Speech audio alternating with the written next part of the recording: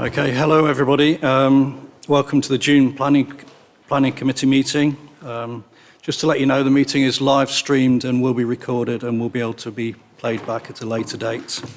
As we've got observers present, I'll introduce the top table. I'm the chair of the Planning Committee. My name is Roy Allen. To my left is Mike Avery, head of planning, and to my far left is Nigel Bryan, who is the development officer.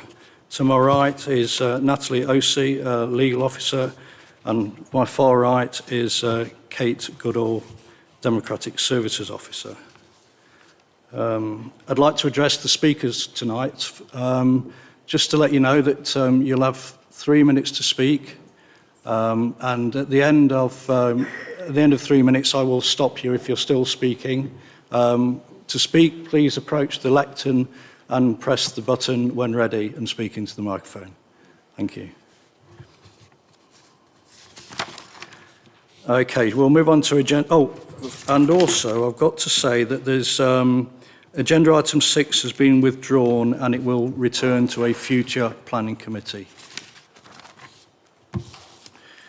Okay, let's move on to agenda item 1. Do we have any apologies for absence or substitutions? Thank you, Chair. Thank you. Councillor Pearson sends her apologies, and we have substitute Councillor Ron McCrossan. Thank you. And there's another substitution, I think.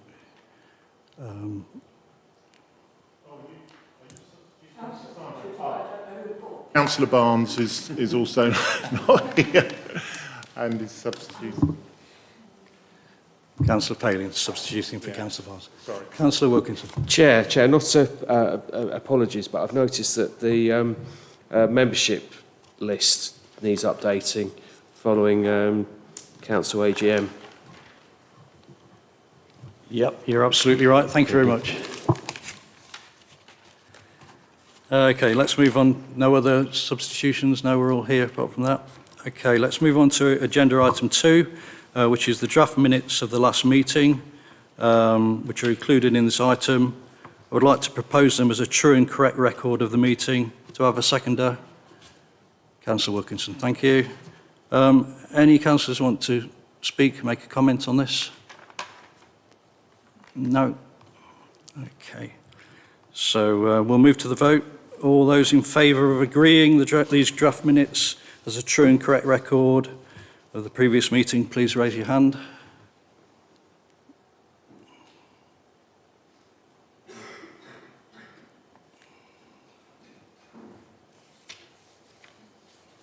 Thank you. Anyone against? And any abstentions? Chair, I don't know whether I should abstain as I was not present or just not vote. Abstaining is fine, I think. Thank you. Somebody will tell me if I'm wrong. Okay, I'm good, thank you. Right, so that's carried. Thank you very much. Okay, can I bring your attention to the planning protocol? Please make sure you're familiar with it. Thank you. So next item is declarations of interest, pecuniary or non-pecuniary. Any declarations of interest?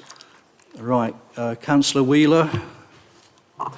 Yeah, I'd like to declare a non-pecuniary interest in item 4, as I've worked quite closely with the Friends of the Hobbocks, I'm a member of Friends of the Hobbocks, and they've made written objection to item 4. Thank you.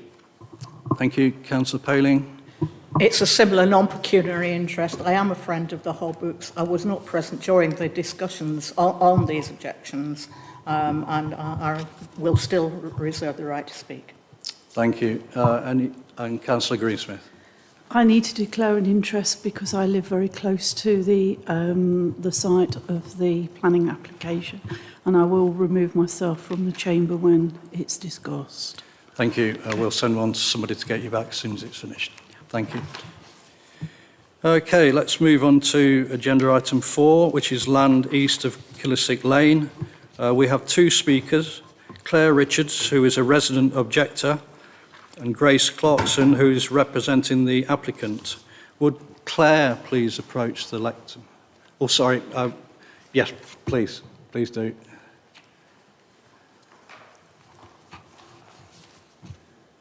We'll just wait for Councillor Greensmith to leave the room. Okay. Yep, please start when ready.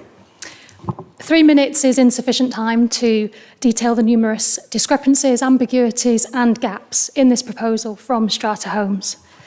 While some of the issues that residents have raised will simply be swept under the carpet under the banner of progress and developing on housing promises, others will have a direct and significant negative impact on residents. The developer has made no effort to speak to those of us who will be adversely impacted, despite raising our concerns directly to Strata in response to their own consultation. I've also had no response from the planning department or councillors regarding my specific concerns. Residents do not feel heard. Let me share just a couple of examples in the very short time that I have. The 2019 development brief did not consider Strathmore Road suitable for access to this site. Things haven't changed. It's no more suitable now. Residents and visitors park their cars outside their homes on the street, and it will make access for large construction vehicles very difficult. It's not acceptable to just enforce parking restrictions during the construction period. This will significantly impact residents. Access to the site is unsuitable via Strathmore Road and should be reconsidered in line with the 2019 development brief. Whilst I'm pleased to see a condition regarding the requirement for a detailed water drainage scheme to be submitted for approval before the development can commence, I was somewhat perplexed to see that the report significantly underestimates the seriousness of flooding at this site. Incredibly, there's no mention of the flooding which occurs to the west side of the site whenever we have significant rainfall.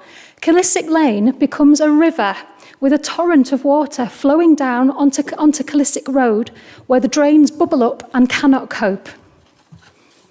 Then there's the tree, referred to as T7 in the reports. This is listed for removal. This tree is in my garden.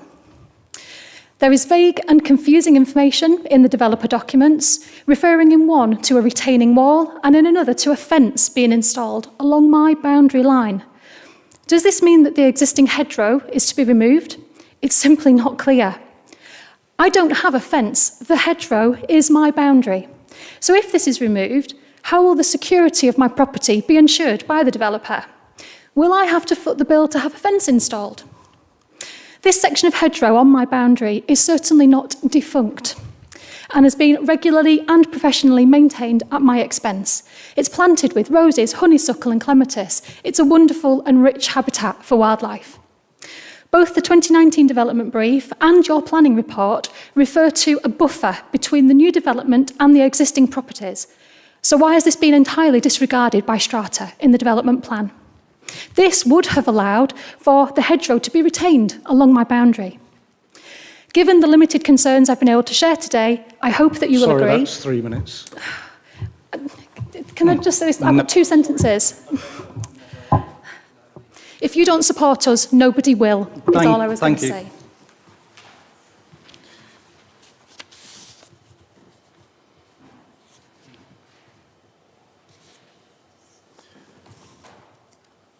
Okay, could we have the speaker for the applicant, please?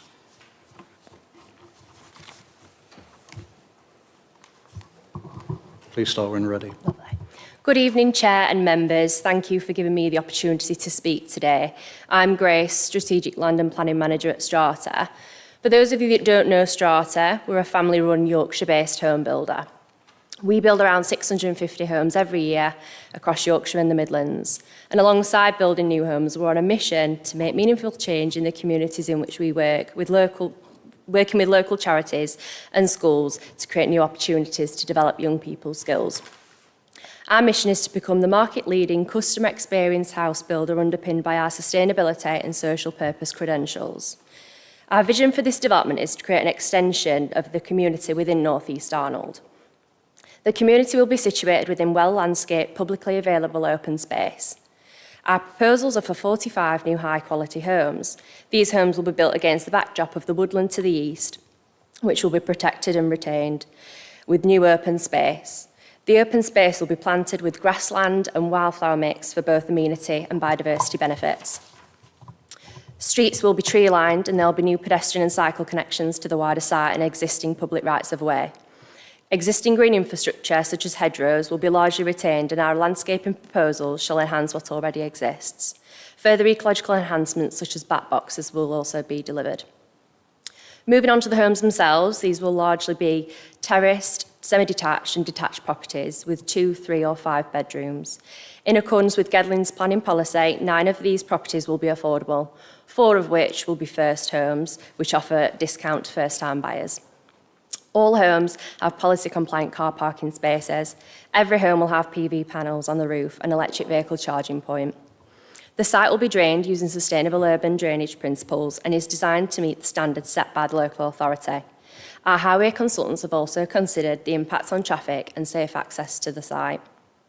We are aware of the concerns that local residents may have with regards to local services, and we have therefore agreed to fund further school places and healthcare services to meet the increased demand that this development will bring. We're also committing to fund improvements to local bus stops and enhancements to open space elsewhere in the area. We're really supportive of the local labour agreement with the council, where Strata will facilitate on-site work experience and placements for local people. Overall, the proposals here before you are compliant with local and national planning policy, and Strata are committed to delivering high-quality homes. We're really excited to welcome people into their new homes in Arnold. Therefore, we kindly ask you that you follow your officer's recommendation for approval of this site, which is allocated for housing. Thank you for listening. Thank you.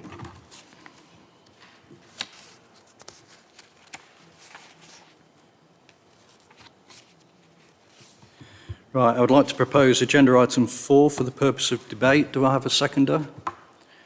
Thank you, Councillor Pope. Do I have any speakers on this item? Oh, sorry, I've done it again. Just like the last committee. We'll hold that for 1 second. Officer Nigel Bryan will introduce the item. Thank you, Chair. Just a couple of updates. There's a typo on page 59 on para 6.5, bullet point 1. It refers to it should be read £45,000 that is being sought. There's also a need to update condition 11, which is on page 64, because the landscaping scheme is rather schematic at the moment, so we need to insert the phrase require the submission and approval in writing by the LPA of landscaping details, including a planting schedule. The application site is outlined in red on the screen before you, and this just shows it in the context of the aerial view and also the site allocation H8, which it forms a part of. The application is for the erection, is submitted in full, and for the erection of 45 dwellings on the site that covers 2.6 hectares. A master plan, this is the site layout as proposed, and this shows the site layout in the context of the master plan that was approved through the North East Arnold SPD, which covers 3 areas to the north of Arnold. The master plan identifies pedestrian links to Strathmore Road rather than a vehicle access, but there is nothing that would preclude such an access, nor would the access point preclude development of the wider allocated site. Junction improvements are proposed to increase visibility when exiting Strathmore in a westerly direction, and development is an area where there were no recorded accidents in the last 5 years. As a result, there are no overriding concerns in respect of highway safety, and adequate provision for parking will be provided too. The scheme will be policy compliant in terms of contributions, which are outlined on pages 58 to 60 of the committee report, and would include 9 affordable homes, 5 of which would be first homes and 4 affordable rent, £45,000 towards transport and travel, 237 towards education, 24,000 towards the PCT, and 87 towards play equipment and its future maintenance, along with monitoring and a local labour agreement. There are no objections from the statutory consultees of the site falling in flood zone 1, the site draining via underground storage to a watercourse to the east. Adequate public open space is provided, as you see in this area here. And there would be an increase in hedgerow from the site, although there would overall be a marginal loss of habitat, That said, the application was submitted prior to the biodiversity net gain guidance coming into force. The layout and house types are considered to be appropriate, and a mixture of 2, 3 and 5 bed dwellings, all of which would be 2.5 stories in scale, and the layout would be based around a block structure with outward facing units and a mixture of frontage and garage parking that you see on the screen in front of you. Just to run through some more of the slides, that shows it in the context of the master plan for the site.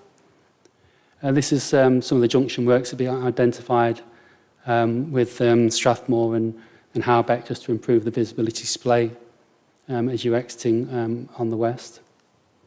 This plan just shows the context in terms of the parking provision that will be provided, with each having a minimum of 2 spaces and the larger units having 3.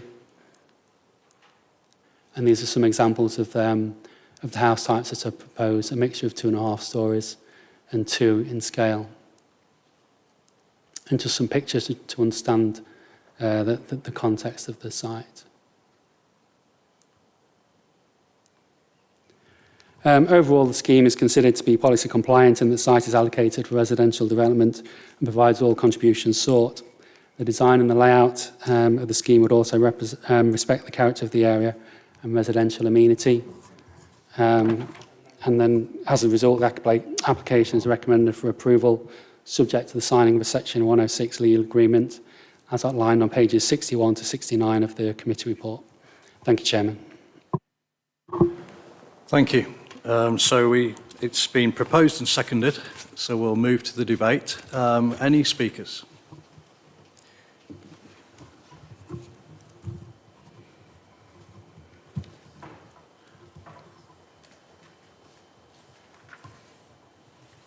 Okay, Councillor Paling first. I am disappointed that Highways Agency think that it is safe to have the access from Strathmore Road. Can I check? The applicant said that there would be safe access to the site. Does that mean that the additional splay will be constructed before development begins, so that there is safe access for those vehicles starting to move up there for the development? Thank you for your question. Thank you. Yeah, contact was made with the Highways Agency, Nottinghamshire County Council, and had an email, and I'll read it out verbatim.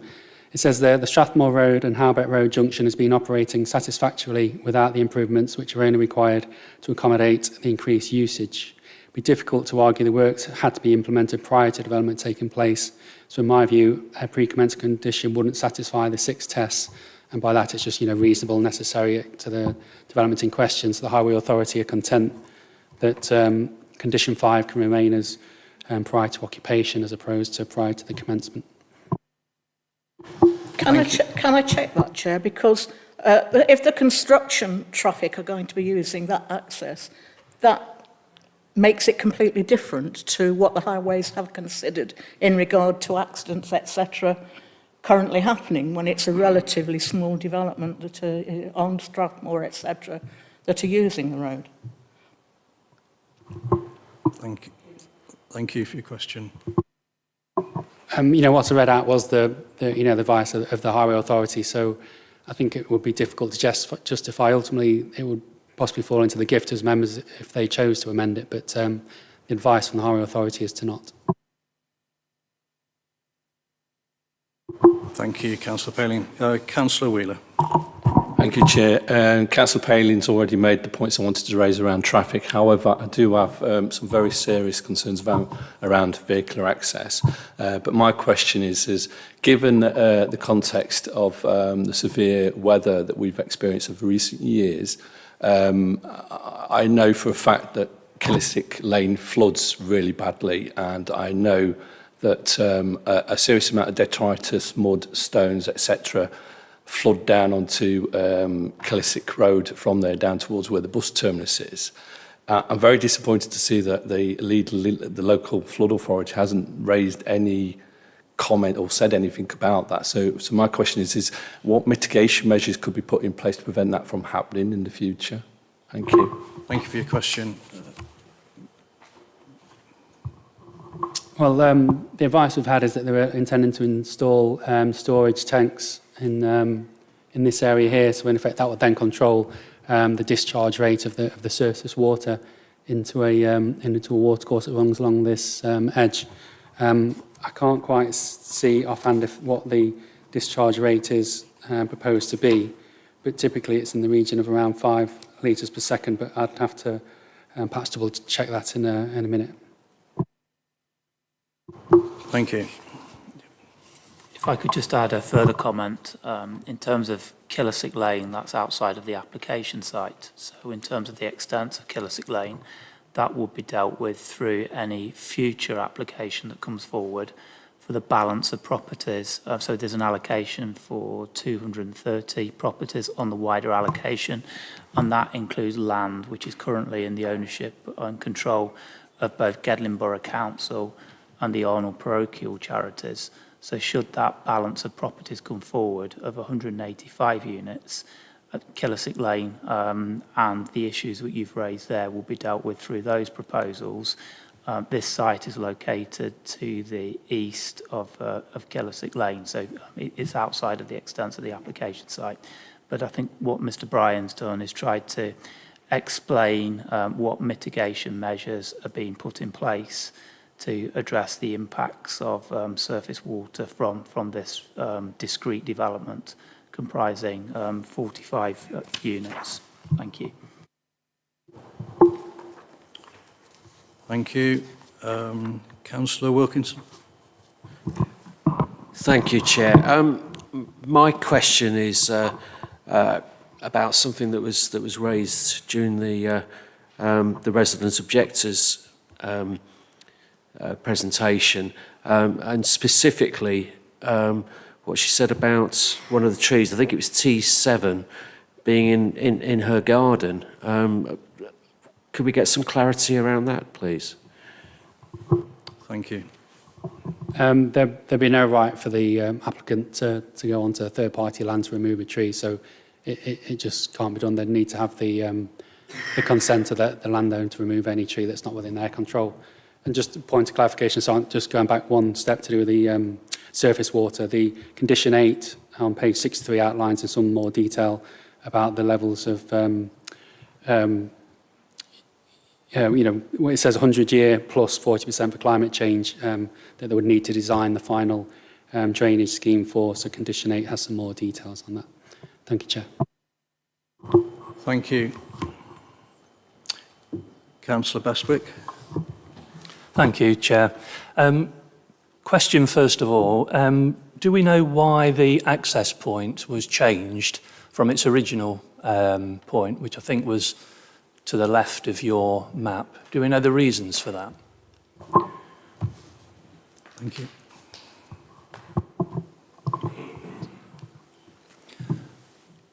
So it wouldn't be possible, so having regard to this application site, it wouldn't be possible to achieve an access directly from Killersick Lane. I said earlier on that was to the east, it's actually to the west of the site, so my apologies for that confusion. So this is a discrete development site for 45 units. So I mentioned earlier on that the wider housing allocation is owned by Gedling Borough Council, and it's also owned by the Arnold Parochial Charities. At the time of making this application, there was no agreement from the council to actually dispose of the wider allocation. So we've now entered into a collaboration agreement with the Arnold Parochial Charities to dispose of the council's asset. So at the time when Strata Homes made this application, the wider housing allocation, it wasn't available. So an alternative access point needed to be found so that this site could be accessed by vehicles. The actual master plan, which is contained in the supplementary planning document for the 3 sites to the northeast of Arnold, that shows that wider access. It doesn't preclude any other accesses from being provided, but should the wider allocation come forward for the balance of the properties for 185, we're content that this would still result in a comprehensive form of development and the objectives of the master plan to provide that key access point wouldn't be compromised. So this would essentially be a larger cul-de-sac which wouldn't preclude the development of the wider housing allocation. Thank you. Can I continue? Sorry, I've got a few points, if that's all right. Of course. So if the access is on Strathmore Road, I think I've read that the developer doesn't need to improve that junction until somebody starts to live in the houses. Why aren't we insisting that they improve the junction before development starts? Because, as I think somebody's already mentioned, we're going to have a lot of trucks, lorries taking building materials up there all times of the day. It's going to be very busy. Why not improve the junction before we start? That would seem more sensible. So that was the point that Councillor Palin also raised. Councillor Palin similarly asked the question, could the condition be amended to require those improvements to be made prior to the commencement of development rather than prior to the occupation of any of the residential units? Mr Bryan has been back in contact with the County Council, who fully understand the position, so they're the Highways Authority, and in their response, which I think Mr Bryan read out verbatim earlier on, they confirmed that they were content that those improvements didn't need to be made until such time as the properties are occupied. So the 45 properties which are proposed on the site, so the Highways Authority would be aware that construction vehicles would need to access the existing Strathmore Road to gain access to the site, but they're content that those improvements don't need to be provided at the outset. It creates some difficulties for the council potentially to change the proposed condition in light of the advice that we've now have from the Highways Authority, because this could potentially lead to a delay in the development coming forward. So my understanding is that an approval would be required from the County Council. So if a planning permission were to be granted and there's no technical reasons for that access point to actually, for the modifications to be made at this time, it would lead to a delay in the development coming forward, and that could potentially be unreasonable behaviour. So for that reason, Mr Bryan's advice, which I support, is that the condition should remain and that the requirements should be prior to the occupation of any of the properties. Okay, I understand that, but I think our priorities are also towards residents who already live there, so that's something that we have to weigh up against your answer. One final point, if I may, Chair. Yes, I do know this area very well. I was actually a candidate for Coppice Ward in 2019, and I'm sure the two current ward councillors, Councillor Wheeler and Councillor Paling, know it very well as well. I think Councillor Wheeler's already mentioned this. Around that area, they get regular flooding straight down the road. So it's not a case of riverbanks bursting their banks or anything like that. It's basically a waterfall. Now, I've seen it and witnessed it myself, and I've spoken to residents. I'm concerned that this development is going to add to that, especially during the building phase.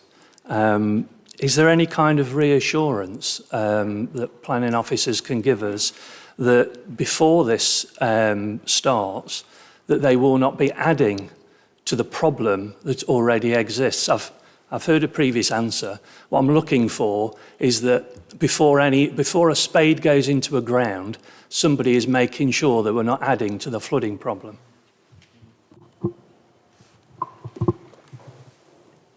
Thank you, Councillor Beswick.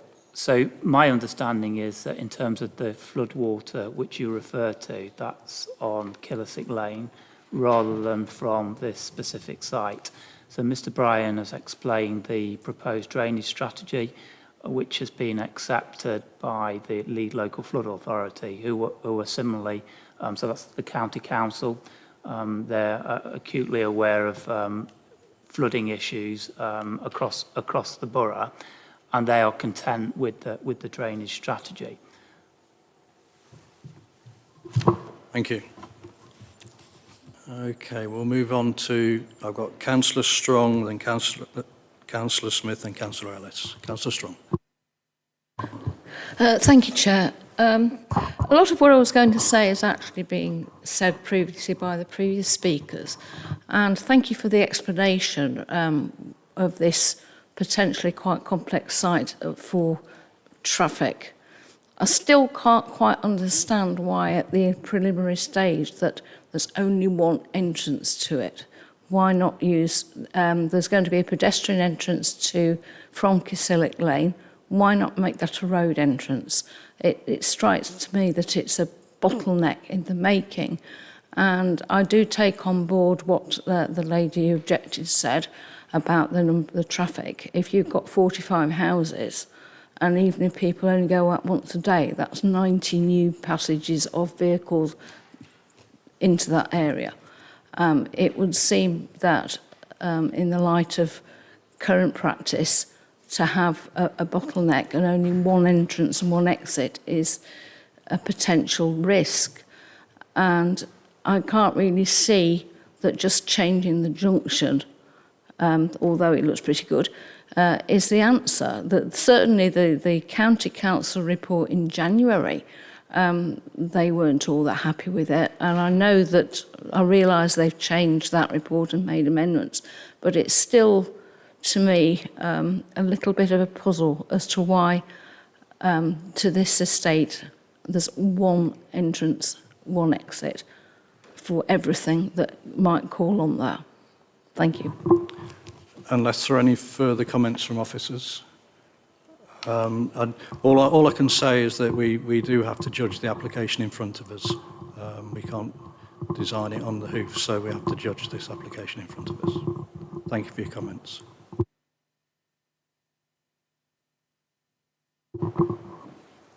Councillor Smith. Thank you, Chairman.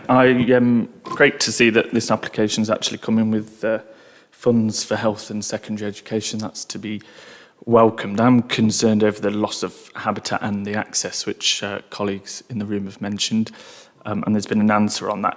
Can we just go back to flooding, which is the massive concern for me as well, and I know others have touched on that. It says that the runoff is to go into an unnamed watercourse. Can I have an answer on what assessments on the capacity of that watercourse have been carried out, and where that watercourse leads to, and what the impact of where it leads to will have when we're pumping an unknown amount of water into that? Condition 8, I've read, dictates that the build cannot start until a detailed drainage scheme is drawn up. Mr Avery just responded to Councillor Bestwick to say that the Lead Flood Authority are satisfied with that scheme. Why have they seen it and we haven't then? And why does Condition 8 say that it can't commence until that scheme's drawn up? If it exists, I'd quite like to see that. And if it doesn't exist, then I'd question why we're debating the application without that being drawn up. I think sometimes, not councillors in the room, but I do think flooding is underestimated drastically in this council. And once the work starts, you cannot stop the flooding once it starts. There will be significant runoff on this site, and it will flood those people there and the surrounding houses. And I just think, whilst we've got control of this application, it isn't approved yet, we've got control of it, why aren't we amending the condition to say that no works on the site can start until temporary drainage is installed? Where's the temporary drainage? What's going to happen with the water whilst it's in construction? We've got the power to change that. Let's change that. I'll move that as an amendment. Let's add a new condition in to say that no works can start on the site until temporary drainage is installed. But I want to know if that temporary drainage leads to that unnamed watercourse. I want to know what the capacity of that watercourse is and the impact the extra water going into that will have on other houses. We need to know these answers, and we need to stop discussing applications without these answers, because flooding in the borough is on the rise, and we're adding to that if we approve this today. So they're my questions that I'd quite like answering, please. Any comments from the officers? We could look to add the condition in that we would normally do for a temporary construction period. We can look to add that in as an additional condition. In terms of the current flood risk assessment, that will have identified where the discharge will be, and then it'll be difficult for them until they've got, this approval of the actual number of dwellings to be able to specify, what the capacity will be. But in terms of how they've got to design it, it's quite clear it's got to be 1 in 100 plus 40% for climate change. So it will take that into account, and that will be where we'll seek the advice from the lead flood authority. But the flood risk assessment will in effect identify the broad parameters of the storage, the discharge rate, and then we'll work alongside them. But at the moment, that final level of detail hasn't been approved, and that's why we'll work with the lead flood authority to agree it. So I think to be absolutely clear, Councillor Smith, that the lead local flood authority, they're content that in principle a detailed scheme can come forward in accordance with the condition. So I think we have that reassurance. In terms of your request for a condition specifically requiring drainage, details of drainage to be provided during the construction phase, we'd be happy to support an amendment that would require some specific details of how the site will be drained during the construction phase. The reason that wasn't apparent or wasn't included in the report is this isn't a significantly elevated site, and I think some sites that you previously had experience of are significantly elevated. This site isn't significantly elevated, but in terms of allaying your concerns and possible concerns which may be echoed by other members of this committee, officers would be content to support an additional condition requiring details of drainage that would be provided during the construction phase of the development. So a condition that is worded to require that information to be provided and approved by the local planning authority prior to the commencement of development. Thank you for that. I'd formally like to move that additional condition, but I'd also want to see the temporary drainage implemented before the works start. And I get that it's not an elevated site, but you don't have to be a rocket scientist to know if you concrete over greenery, which is natural drainage, it will create surface water issues elsewhere. So that's why I'm moving that condition. No to Councillor Smith, and we can ensure that the condition is worded in such a way that will require the information to be submitted. It will be approved by the council, and then it must be implemented. I'm happy to second that, Chair. Thank you.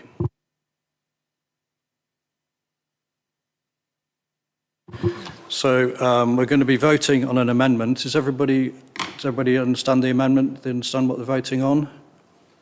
Okay. So the amendment proposed by Councillor Smith and seconded by Councillor Bestwick. All those in favour?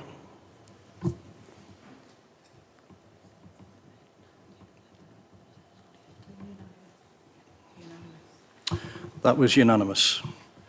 So now we're debating. We're going back to the debate with the amendment. Okay, and is that any more? You got any more to say, Councillor Smith? Okay. Right. The next speaker is. Am I allowed to ask a supplementary, Chair? I don't know. Yes. Thank you. Having had my concerns about that access answered, even though I'm still relatively unhappy about it, in other developments with a similar access, I'm thinking particularly about Ashington Drive in Redhill at the moment, there was always significant wash down that road during development. And in the end, we negotiated with the developer that there was a wash for the traffic before they left the site, and that they regularly washed down the site so that it didn't make such a mess on the properties on that access road. I've no idea whether this is a condition and that we can do it, or is it something that we have to negotiate with Strata after the event, should planning permission be granted. I seek advice. So shall I. Thank you. Any officer comments at all?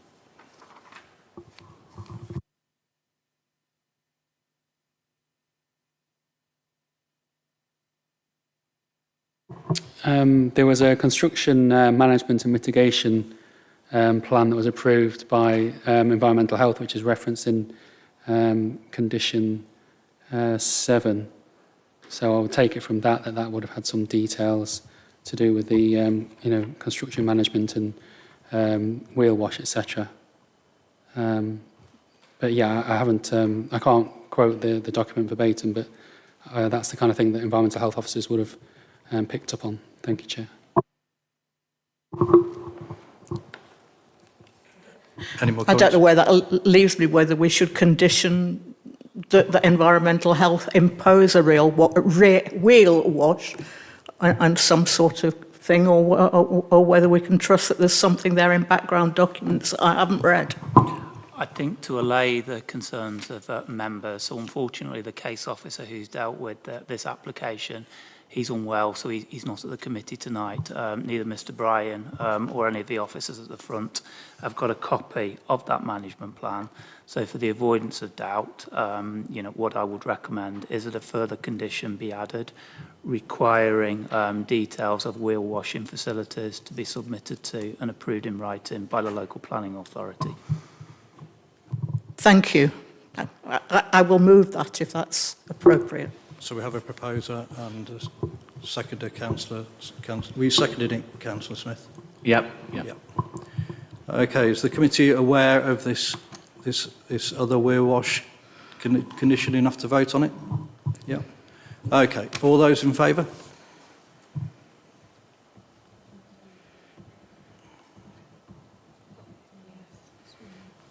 Okay, that was unanimous. So we're back to the substantive item again with 2 amended conditions. And I think, Councillor Palin, do you still want to speak? No, I'm... Thank you. So we'll move on to the last speaker I've got here, which is, second to last, Councillor Ellis. Thank you, Chair. I'm supposed to start off with, I'm pleased to see this policy compliant scheme come forward, and I'm particularly pleased to see that the applicant has agreed the planning contributions in principle, so we'll be able to move that forward. And I think what we've just seen, the additional conditions have improved the scheme. And I also appreciated the applicant's representative talking about building a community rather than just building homes, which is all very positive. But part of that, of course, is a new community like this needs to be a good neighbour to its existing, to its neighbours. I think I heard the applicant say that hedgerows would be largely untouched, but the resident objector had identified that's not necessarily the case. So I think there's a little bit of a discrepancy there that needs ironing out. I noticed that condition 10 talks about biodiversity enhancement and protection measures, and condition 11 is about a landscaping scheme. And I'd like to ask the officers whether they're confident that those two conditions would enable us to resolve the difference, so that both sides would be happy with the proposal. Thank you. Thank you. Is there an officer comment on this question? To my mind, the conditions are relatively tight. We can get the additional details through the detailed landscaping scheme, and then also within paragraph 6.28, it does actually identify an increase in hedgerow units of some 26%. So I think we can be relatively confident that the hedgerows will be enhanced. So yes, thank you, Chair. Furthermore, we would also encourage strata homes to liaise directly with the residents in terms of allaying any concerns about boundaries and the extent of ownerships. Thank you. Okay, Councillor Whiting. Thanks, Chair. A lot of what I wanted to say has been mentioned by colleagues, but can I just put on the record that point 15 on page 45, the unnamed watercourse, which Councillor Smith said we're going to be pumping this water into, says it's at risk from a flood event in a 1 in 30 year scenario. So I think if we lower that down with climate change and the increased flooding we've seen, I think flooding is obviously going to be a very real risk on the site. And echoing what Councillor Strong said about the one entrance point, we had a similar application, I think, at a previous committee, almost a kind of identical layout with 2 possible entrances. Now, I know we have to look at the application in front of us, but my maths here of 14 3-bed houses having 2 cars each, 31 5-bed houses having 3 spaces each, that's 117 cars. If they're going in and out once a day, that's 234 extra journeys on that road. Not only the stress on the junction and the road that's been stated, but the impact on air quality for the residents on Strathmore is going to be significant, I would think. So I think we find ourselves, well, I find myself, again, looking at a plan that is very unsatisfactory to my mind. But I'm sure colleagues will say, and the officers have said it's fine and it's been allocated. So I think we're in a bit of a difficult position here. But I think I'm certainly going to struggle to support this. So I didn't hear a question there. It was just a comment rather than a question. Okay, thank you.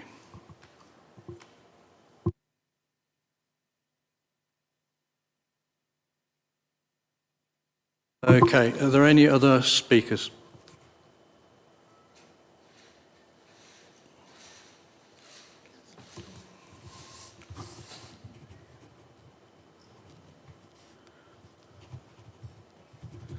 Were you indicating, Councillor Smith, to speak? No.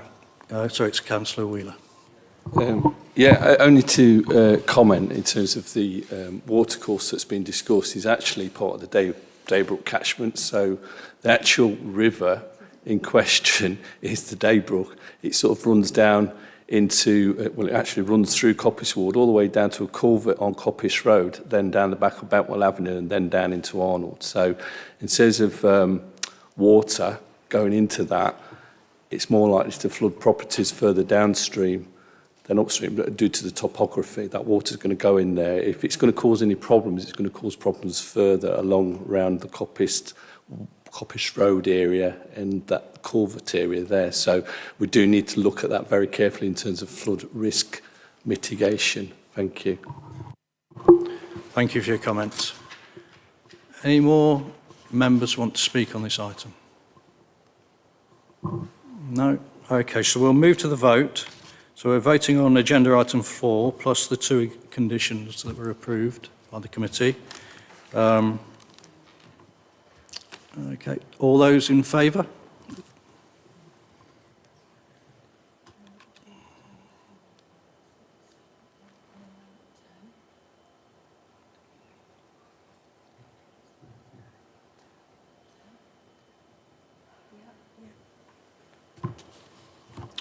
All those against?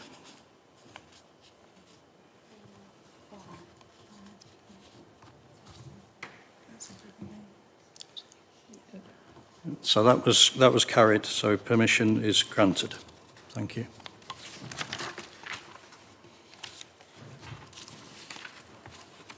So I think someone needs to go and fetch Councillor Greensmith. We will have a moment whilst she enters the room.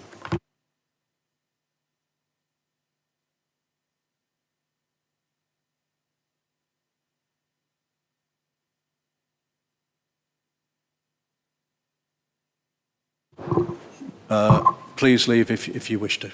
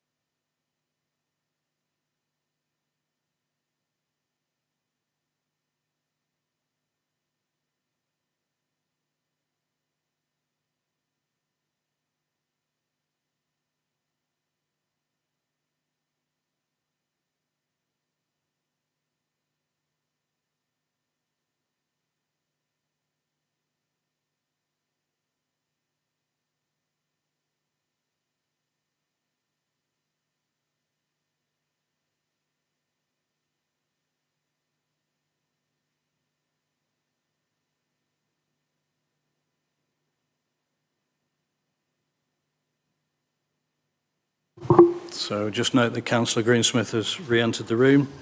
We'll move on to agenda item 5, which is land at Top Wighay Farm, Wighay Road, Limby. Officer Nigel Bryan will present the item. Thank you, Chair. Planning permission was granted in March 2002 with an outline application for the mixed-use development comprising 805 homes, along with employment, use, a local centre and a one-form entry school. And as part of that development, a master plan was approved that you see here. And just to the north of the site, you can see the 2 football pitches that are subject to the deed of variation to the S106. And as part of that master plan, the 2 pitches are identified as being, 2 junior pitches of 9 aside, so it was smaller than the full-size pitches. The application is to vary the section 106, which is at conflict with that master plan, and identifies that the 2 full-size pitches should be provided. As part of the consultation, Sport England have objected to the shortfall and advised that if granted, additional financial contributions should be sought. However, the scheme, the outline permission was approved subject to a viability assessment, which indicates that the scheme will be unviable with any additional contributions. And furthermore, increasing the size of the pitches would reduce the area available for residential development, resulting in a reduction of the number of properties that could be built on the site. It's also worth noting that the council have published a new play pitch and outdoor sports strategy in September last year, which identifies that for Top Wighay Farm, the greatest demand is actually for the youth pitches as opposed to the adult football pitches. And that table is reproduced on page 78 of the committee report, and identifies that the demand for the adult football pitches is 0.33 of a pitch, whereas the demand for the youth football is actually 1.18 and is the highest demand in total. So therefore, weighing things in the round, it is felt that on balance that the amendment to the S106 can be supported, and it's recommended that the 2 pitches are reduced from being the full size adult pitches to the 2 9-a-side youth pitches. And the recommendation is as outlined on page 79. Thank you, Chairman. Thank you for your introduction. I'd like to propose agenda item 5 for the purpose of debate. Do I have a seconder? Councillor Pope, thank you. Do we have any councillors who want to speak on this item? Councillor Smith. Not on this item, but I think I might have made a mistake, forgive me, but I'm a county councillor. I think we own the land, the county council own the land. So I may have to declare an interest. I'm happy not to vote. So that's a non-pecuniary interest? Sorry. Yeah. Thank you. Anyone want to speak on this item?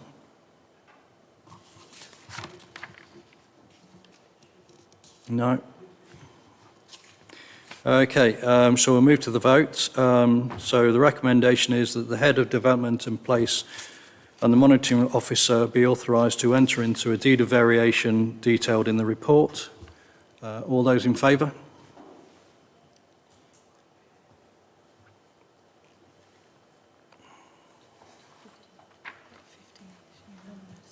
So that's unanimous as the members who could vote. Thank you. So that's carried. So as item 6 is withdrawn, we'll move to item 7, which is an enforcement action at Nottingham Sun Club, Brackenwood, Newstead Abbey Park, Ravenshead. Mr. Bryan will introduce the item. Yep, thank you, Chair. The application site is within the green belt, within close proximity to Newstead Abbey. I think it's a long-standing use by the Sun Club, but the key planning issue really is the application site falls within the green belt, and therefore there's obviously tight restrictions on development within it. And you can see from this aerial picture there are some long-standing perhaps cabins, etc., on the site.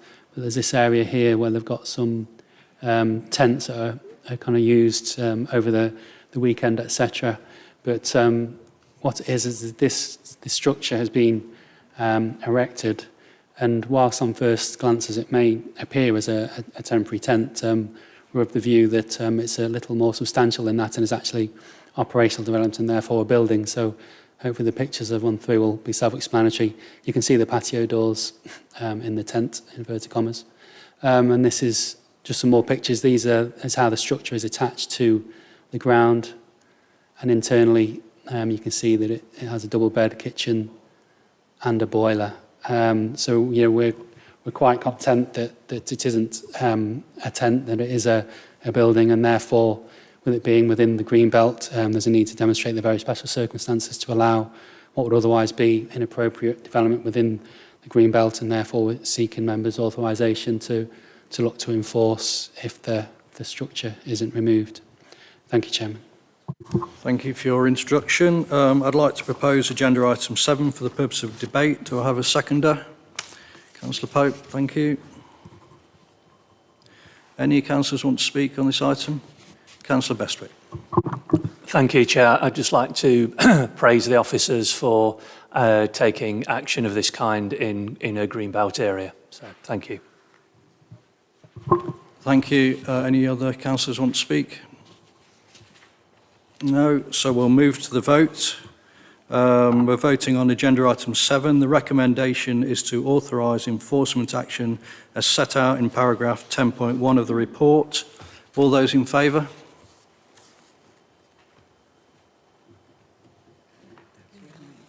Thank you. That was unanimous. That's carried. So we'll move on to agenda item 8, enforcement action at 22 Oncombe Drive, Carlton. Mr. Bryan will introduce this item.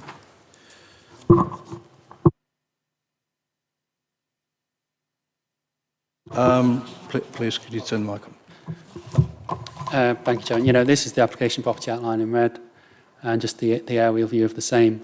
This is a permission that was granted in 2019, so there's no kind of issues as such with that, but it just shows us in the context, because in effect, this area here is where they've now got a raised decking on the roof of an outbuilding, and that has been built in accordance with the approved plans. But what they've also done is erected a canopy structure over that area where the red pointer is, and I'll show you the pictures in a minute.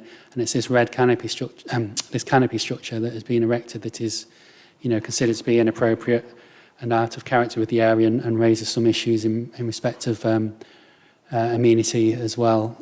So that this is the approved decking area, but this is the structure that you see that sits above it, and in particular on the west side here, this structure is possibly in the region of about 4 or so metres in height, raised above these properties to the immediate west, and that is where, due to the change in levels, it is obviously most prominent. On the other side, the change in levels means it isn't quite as prominent within the landscape, within the neighbouring gardens, but you can see really how large that structure is looking at it in that context. And this just shows it, this is the view from within the site. And this is the view, in fairness, from the property to the east, where it perhaps isn't quite as bad. But really the issue is this structure above that decking area. We just feel it's inappropriate within that context. It's out of character with the area, and it does raise some issues for the amenity of the neighbouring properties to the east. And therefore we'll be looking to have the canopy structure removed above the decking. Thank you. And the recommendation is in 169. Thank you, Chairman. Thank you for your introduction. I'd like to propose agenda item 8 for the purpose of debate. Do I have a seconder? Councillor Wheeler, thank you. Right, are we any speakers on this item? No. So we'll move to the vote. The recommendation is to authorise enforcement action as set out in paragraph 10.1 of the report. All those in favour?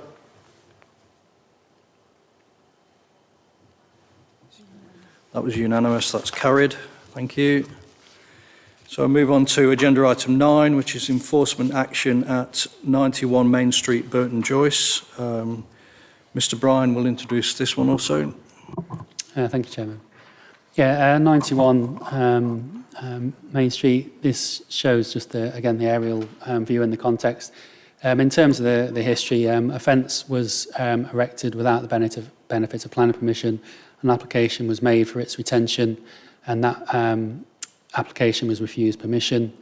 The application was then appealed, and the planning inspectorate agreed with the recommendation of officers, and the appeal was dismissed. So, this is the fence in situ here, and in effect, we're basically looking for the authorisation from members to look to enforce either the removal or the reduction in height to not more than 1 metre of that fence in situ, given the advice of officers and obviously the planning inspectorate who have upheld the decision. And yeah, the recommendation is outlined on page 177. Thank you, Chairman. Thank you. So I'd like to propose agenda item 9 for the purpose of debate. Do I have a seconder? Thank you, Councillor Greensmith. Thank you. Anybody want to speak on this item? Councillor Smith. Thank you, Chairman. I've had conversations with Mr Avery about this before it came to enforcement. I genuinely don't think there's anything wrong with that. The context behind this is that property doesn't have a back garden, so the reason for the height is for privacy, so that occupant of that house can enjoy some outside space, which I think we all enjoy. I genuinely don't see anything wrong with it. I've emailed officers and they've come back to me with advice for the applicant to ensure that it is in line with what we would expect, and that's been forwarded on. So they have been informed of what needs to be done, but I just want it on record that I think it's absolutely fine, based on the context that actually it allows somebody to enjoy their outdoor space, which is somewhat limited at that property. Thank you for your comments. Anybody else want to speak on this item? Okay. Councillor Strong. Thank you. Yeah, I note from the report that the owner was given an alternative solution to this, but has refused it. If you look along that road, that is completely out of context with the street view. I will fully support the planning officer in this. There's no reason, even if it doesn't have a back garden, why you couldn't retain privacy by creating a barrier further in. I've seen many properties which have done this or similar sort of thing, leaving the front open and having a fence further back. You do drive along, it is quite an eyesore, so I would support the action on this. Thank you. Thank you for your comments. Anyone else want to comment on this item? Okay, so we'll move to the vote. So we're voting on agenda item 9. The recommendation is to authorise enforcement action as set out in paragraph 10.1. All those in favour?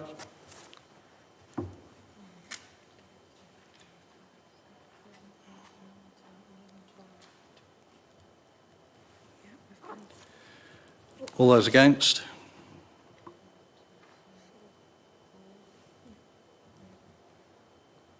And any abstentions? Right, thank you, that was carried. So let's move on to agenda item 10, which is for noting future applications. Any comments on this item? Happy to note it. I can see people nodding, so that one's noted. Agenda item 11, planning delegation action sheets. Any comments on this one? Councillor Walker. Thank you, Chair. I know it's already been approved, but application for the flats on the car wash at the Banduke, I know it's been approved, and I am still obviously upset that it was, and I still don't feel it's the right development for that site, and I just wanted that noting. Thank you. Thank you for your comments. Any other comments on the agenda, on the delegation sheets? Are we happy to note? I can see people nodding. Thank you. And finally, I have no urgent business, so I would like to close the meeting. Thank you for your attendance. Thank you.